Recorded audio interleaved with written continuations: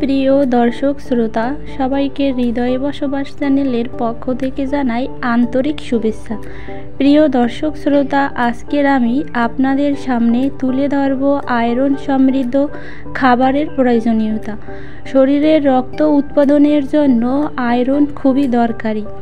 একজন প্রাপ্তবয়স্ক পুরুষের দৈনিক 8 মিলিগ্রাম এবং একজন প্রাপ্তবয়স্ক নারীর দৈনিক 18 মিলিগ্রাম আয়রনের প্রয়োজন।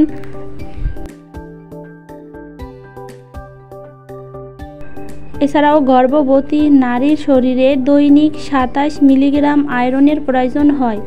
শরীরের আয়রনের ঘাটতি হলে দুর্বল ও ক্লান্ত লাগার পাশাপাশি মেজাজ খিটখিটে হয়ে যায়।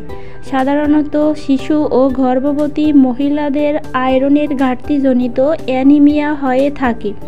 আয়রনের ঘাটতি পূরণের জন্য প্রাণীজ আয়রন ও উদ্ভিজ্জ আয়রন এই দুই ধরনের আয়রনের প্রয়োজন পড়ে।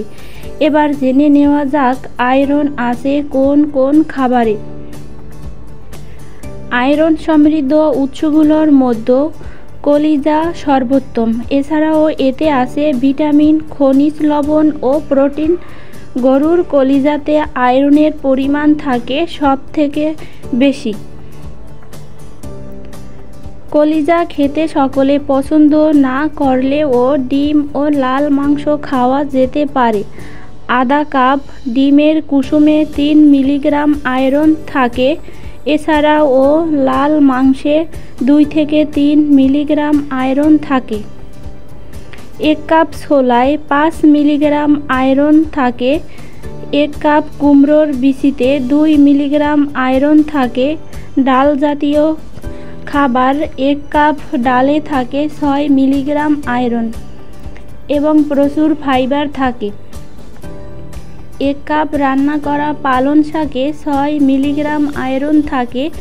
এছাড়াও এতে থাকে protein, fibre, calcium, vitamin A ও ভিটামিন ই।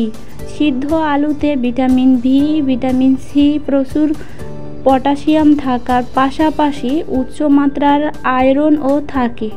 একটি সিদ্ধ আলুতে 3 মিলিগ্রাম আয়রন রয়েছে।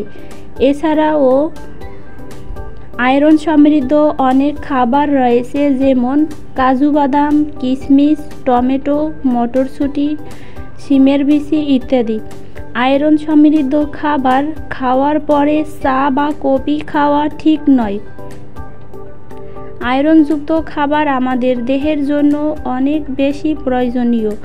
আয়রন এক ধরনের খনিজ যা দেহের বিভিন্ন গুরুত্বপূর্ণ কাজগুলো করে থাকে।